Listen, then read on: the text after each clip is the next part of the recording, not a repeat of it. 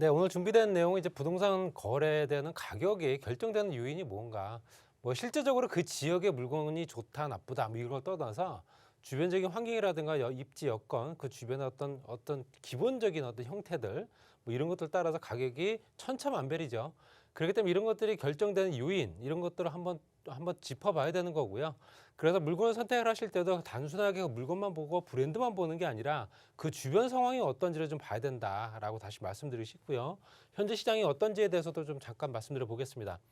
일단 주택 가격을 결정하는 요인들은 실제적으로 우리가 알고 있는 매매 가격과 전세 가격, 매매 가격이 결정되면 거기에 따른 임대 가격도 결정되겠죠. 그래서 실제적으로 현재 지수를 보거나 아니면 가격이 결정되는 요인을 보게 되면 매매 가격은 물리적인 특성, 단지 특성이라고 합니다. 그러니까 이거 아파트에 해당되는 내용이고요. 물론 이제 실제적으로 이 표본 조사를 할 때는 아파트가 대부분이기 때문에 현재 그 주변의 지역적인 특성, 이건 입지적인 특성이죠. 그다음에 교육적인 특성이 어떠냐, 이걸 따져야 됩니다. 그래서 물리적 특성을 보게 되면 그 단지의 총 세대 수가 얼마가 되느냐, 그리고 주택 면적은 얼마가 되느냐, 현재 평형대가 어떻게 골고루 또 되어 있는지, 또 단일 평형대인지 아니면 현재 대형인지 중소형이 많은지, 뭐 이것도 들어가 있겠죠. 또 현재 해당 층이 몇 층에 있는 물건이냐, 이것도 따져봐야 되고요. 뭐 따라서 거기에 면적에 따라서 방수가 또 결정되겠고요. 방이 몇 개가 있고, 또 실제적으로 난방 형태가 어떤지, 오래된 아파트 단지 같은 경우는 현재 지역 난방인 경우가 많기 때문에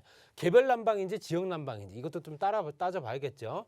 단지 최고 층수는 몇 층짜리 건물이냐, 뭐 이것도 중요합니다. 그리고 세대당 또 주차 수는 주차를 할 수 있는 내 주차 공간이 얼마가 확보되어 있느냐, 뭐 이것에 따라 달라지겠죠. 또 시공사 브랜드라든가 또 그 아파트 단지 내에 임대주택 비율이 또 얼마가 되느냐, 이것도 좀 따져봐야 됩니다. 그리고 재건축이 될 수 있느냐 없느냐, 말씀드린 대로 좀 오래된 아파트, 구축 아파트를 내가 구입을 할 때는 목표는 단 한 가지, 실제적으로 이게 새 아파트가 될 수 있을까라는 걸 계산을 하거든요. 그렇기 때문에 재건축이 될 수 있을까, 이것도 계산을 해야 되고요. 용적률이라든가 준공 연수 이런 것도 따져봐야겠죠. 그다음에 주변 입지 특성을 보게 되면 그 주변의 교통 노선을 이제 볼 수 있습니다. 입지적인 건 교통도 다 들어가 있기 때문에 버스 노선수나 전철 노선수가 얼마가 되느냐, 전철의 호선이 몇 개가 또 들어가 있느냐, 또 현재 편의시설이 얼마가 되고 공원 시설은 또 얼마가 돼 있느냐, 또 그 주변에 대형 할인 마트, 대형 할인 매장은 또 얼마가 있는지, 또 그 주변에 유흥가라든가 전통시장이 있느냐 없느냐, 이거에 따라서 또 가격은 또 달라집니다. 그리고 도심, 지하철, 공원, 강상, 공업지역 이런 것들과 연결돼 있느냐, 또 기피시설이 또 얼마가 있는지, 또 이것도 또 계산하겠죠.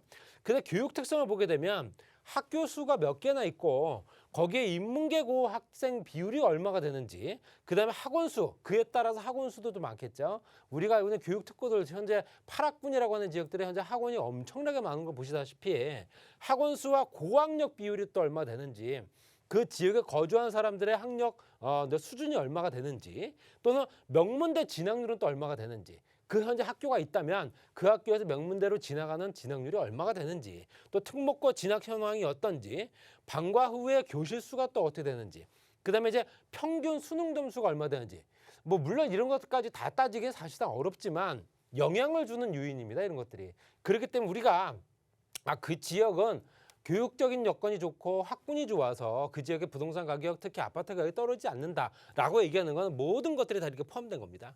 그런데 이제 경관적인 부분은 하천을 끼고 있는지, 실제로 강 조망이 되는지 안 되는지에 따라 가격 차이가 천차만별이기 때문에, 또 현재 실제 산을 보고 있는지, 지금은 한강과 한강 이북과 이남처럼 강을 끼고 있으면서 강 조망이 되는지, 이런 것들까지 따져보겠죠. 그리고 현재 주택가격 지수나 전세가격 지수를 현재 통계로 봤을 때는 실제적으로 국가에서 생각하는 부분, 국가와 현재 국가 광해교통망에서 바라보는, 정부에서 바라보는 측면에서 봤을 때는 국내 총생산, 또 회사채 수익률이라든가 아니면 지역 내 총생산, 생산, 순인구 유입이라든가 유출, 그다음에 현재 집가 변동률, 주택 공급 실적, 미분양률은 또 얼마 되는지, 경제 성장률과 건설 성장률, 건설 기성액은 또 얼마가 되는지, 이런 것까지 따져서 현재 가격이 매겨진다고 보시면 될 것 같습니다. 그래서 무차별적으로 얼마 정도 되니까 이 정도 받겠지라는 게 아니라요. 이 밑바탕에는 이런 것들이 모든 것들이 다 포함된 겁니다. 그래서 우리가 입지가 좋은 지역의 물건을 사야지라고 얘기하는 것도 대부분 다 이런 입지들이 좋은 지역들, 학교와 주변 입지라든가 주변 교통시설이라든가 단지와 그 단지 사이에 있는 단지 내에 있는 편의시설과 세대수라든가 브랜드라든가 이런 걸 따질 수밖에 없다라는 겁니다. 그래서 우리가 생각하는 모든 현재 부동산 가격, 특히 아파트 같은 경우는 이런 것들을 다 고려해야 된다. 이렇게 말씀드릴 수 있고요.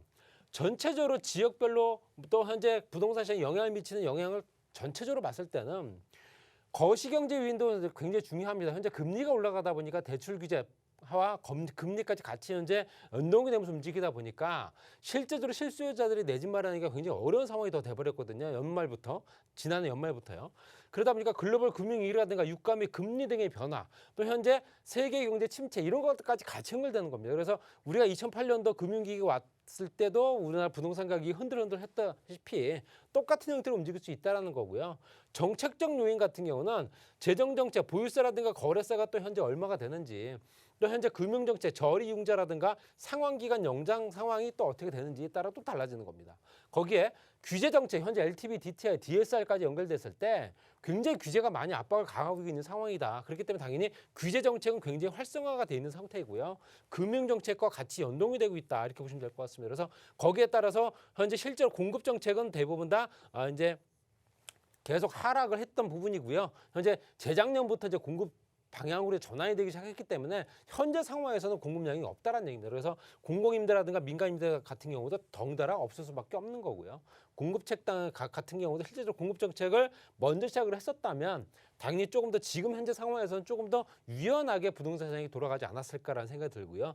또 그 지역은 지역별 수급 여건에 따라서 실제로 산업단지, 뉴타운이라든가 기업도시, 혁신도시, SOC, 편의시설 또는 혐오시설 뭐 이런 것들과 같이 연동이 됩니다. 그래서 그 지역적인 여건을 개발을 하기 위해서는 우리가 혁신도시라든가 기업도시처럼 만들어 놓는 인위적으로 만들어 놓은 현재 계획도시 같은 경우는 실제로 저런 형태로 인구를 끌어들이기 위한 요건을 만들어 준 거거든요.